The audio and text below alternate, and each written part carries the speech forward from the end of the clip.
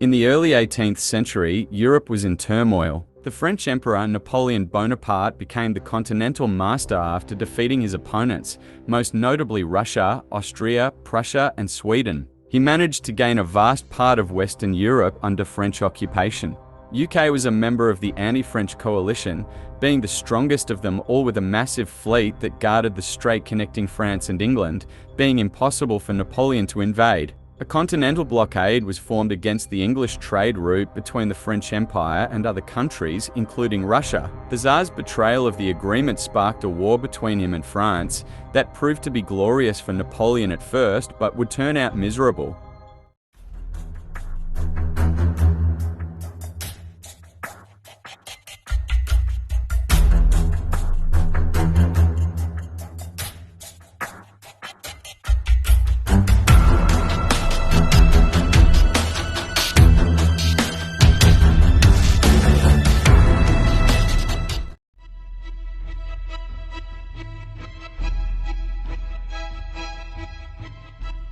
From 1792 and onwards, France had been at a near-constant state of war with the major European powers, a consequence of the French Revolution. Napoleon, who seized power in 1799 and ruled France as an autocrat, conducted several military campaigns which led to the creation of an empire. Starting in 1803, the Napoleonic had proven Napoleon's abilities and talent when come to art war. He emerged victorious in the War of the Third Coalition from 1803 to 1806, which dissolved the thousand-year-old Holy Roman Empire, the Fourth Coalition from 1806 to 1807, and the Fifth in 1809. In the aftermath of the Fourth Coalition, Napoleon and the Russian Tsar, Alexander I, had signed the Treaty of Tilsit on the Niemen River after the French victory at Friedland against the Russo-Prussian armies. The treaties had gradually improved the relations between Russia and France, making Napoleon the master of the old continent, dominating his neighbours. The agreement made Russia a French ally, and they adopted the Continental System,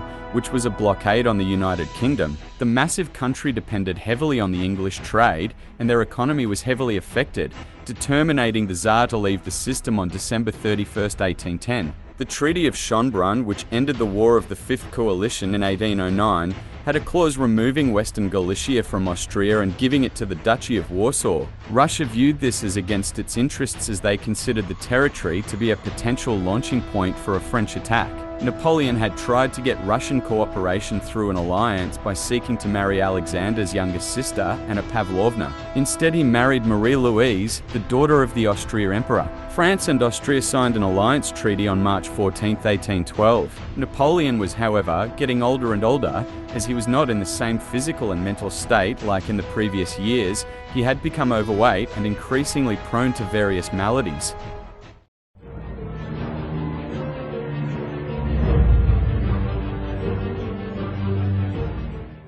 Committed to the expansion policy of Catherine the Great, Alexander I had issued an ultimatum demanding that France evacuate its troops from Prussia and the Grand Duchy of Warsaw in April 1812. Napoleon chose war over retreat. Officially, Napoleon announced the following proclamation: "Soldiers, the Second Polish War is begun. The first terminated at Friedland, and at Tilsit, Russia vowed an eternal alliance with France and war with the English. She now breaks her vows and refuses to give any explanation of her strange conduct until the French eagles have repassed the Rhine and left our allies at her mercy. Russia is hurried away by a fatality. Her destinies will be fulfilled. Does she think us degenerated? Are we no more the soldiers who fought at Austerlitz? She places us between dishonor and war. Our choice cannot be difficult. Let us then march forward. Let us cross the Niemen and carry the war into her country. This Second Polish War will be as glorious for the French arms as the first has been. But the peace we shall conclude shall carry with it its own guarantee, and will terminate the fatal influence which Russia for 50 years past has exercised in Europe." Between the 8th and the 20th of June, the troops had been in perpetual motion and daily had to undertake the most arduous marches in the abominable heat. Napoleon's main goal was to rout the Imperial Russian army and to force Tsar Alexander I to return to the Continental System.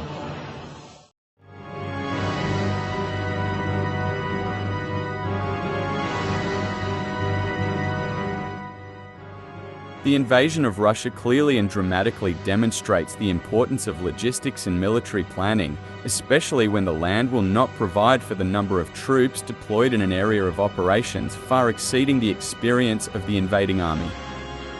Napoleon made extensive preparations for provisioning his army. The French supply effort was far greater than in any of the previous campaigns. 20 trained battalions, comprising 7,848 vehicles, were to provide a 40-day supply for his grander army and its operations. The Vistula River Valley was built up in 1811 as a supply base for future campaigns. The French-controlled Germany and Poland were organized into 3 arrondissements with their own administrative headquarters. The logistical build-up that followed was critical for Napoleon's administrative and logistical skills, who devoted his efforts during the first half of 1812 largely to the provisioning of his army. Napoleon studied Russia's geography and the history of Charles XII's invasion of Russia from 1708 to 1709 and understood the need to bring forward as many supplies as possible. The French army already had experience of operating in lightly populated and underdeveloped conditions of Poland and East Prussia during the Fourth Coalition. However, nothing was to go as planned because Napoleon had failed to take into account conditions that were totally different from what he had known so far. Napoleon and his army were used to living off the land, which had worked well in densely populated and agriculturally rich Central Europe countries such as Austria and other German states, with its dense network of roads. However, Russia had a trick upon its sleeves, a scorched-earth policy that was efficient against the French army, and its living-off-the-land military strategy. Any assets that could be useful for Napoleon's army may be targeted, which usually included agriculturally rich areas, food storages, and many natural resources. The Russian people burned their fields down so the French army wouldn't have cereals, vegetables, fruits, or meat, so that they needed wagons. And the fountains were also poisoned so that if any French would drink, they would die. Rapid forced marches had dazed and confused old order Austrian and Prussian armies, which were grossly unprepared, made out of unexperienced conscripts, and much use had been made of the forage within the countries. Forced marches in Russia often made troops do without supplies, as the supply wagons struggled to keep up. Furthermore, horse-drawn wagons and artillery were stalled by lack of roads, which often turned to mud due to rainstorms. Lack of food and water in thinly populated, much less agriculturally dense regions led to the death of troops and their mounts by exposing them to waterborne diseases from drinking from mud puddles and eating rotten food. The front of the army received whatever could be provided, while the formations behind starved. The most advanced magazine in the operations area during the attack phase was Vilna. Beyond that point, the army was on its own.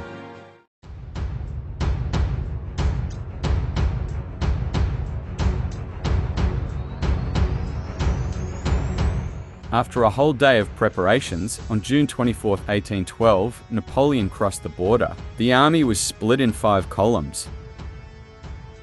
The left wing under MacDonald, with the 10th Corps of 30,000 men, half of them Prussians, crossed the Niemen at Tilsit on the 24th. He moved north in Courland, but did not occupy Riga, after a lost siege.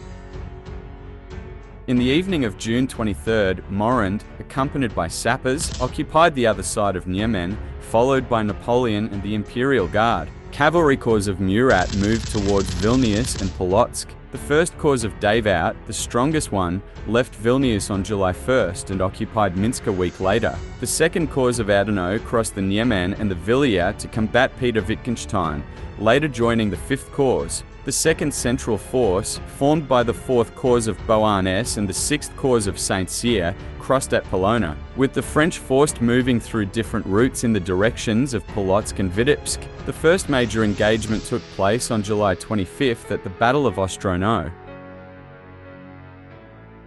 Right flank force under Napoleon's brother command, Jerome Bonaparte, King of Westphalia, crossed Niemen near Grodno on July 1st and moved toward Bagration's army. He had a slow advance and lost the Battle of Mir, leaving his army by the end of July after being criticized by Davout. The 4th Corps of Ladwa-Moburg and the 5th one under Poniatowski joined Davout. The right or southern wing under Schwarzenberg crossed the western Bug at Droitchen on July 2nd. The Russian general Tormasov prevented him from joining Davout. The 7th Corps of Reyer stayed in Grodno to protect the Duchy of Warsaw, alongside Schwarzenberg. During the campaign, a reinforcement of 80,000 and the baggage trains with 30,000 was sent on different dates. Renner was assisted by the Division of Deruit, and in December Luzon was sent to assist the retreating French soldiers, but his unexperienced soldiers died of cold weather and was arrested. The 9th Corps of Victor, formed of about 33,000 men, was sent to Smolensk in early September, and in late October he took the command on St. Cyr and he retreated after losing supply in Vitebsk to Wittgenstein. The 11th Corps of Augereau, formed of reserves, was created in late summer, containing an entire division of reformed deserters. It did not participate in military operation until November, remained stationed in Poland. Augereau never left Berlin.